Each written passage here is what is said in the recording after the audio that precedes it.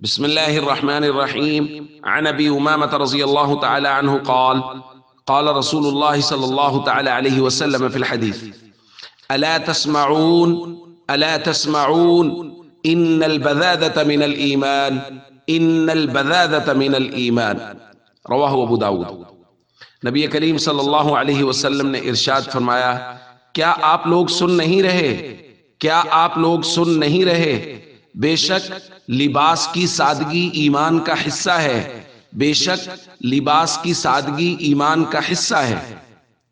اور دوسری روایت میں حضور علیہ الصلوۃ والسلام نے ارشاد فرمایا، من لبس ثوب شہرت البسہ اللہ یوم القیامت ثوب مذلت۔ جو آدمی شہرت کے، فخر اور تکبر کے طور پہ لباس پہنتا ہے، اللہ تعالیٰ قیامت کے دن اس کو ذلت کا لباس پہنائیں گے۔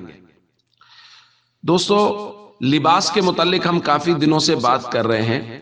شریعت میں مقصود یہ ہے کہ لباس سادہ ہو اور خوبصورت ہو۔ یعنی آپ دیکھیے حضور علیہ الصلوۃ والسلام نے 2 مرتبہ فرمایا لباس کی سادگی ایمان کا حصہ ہے۔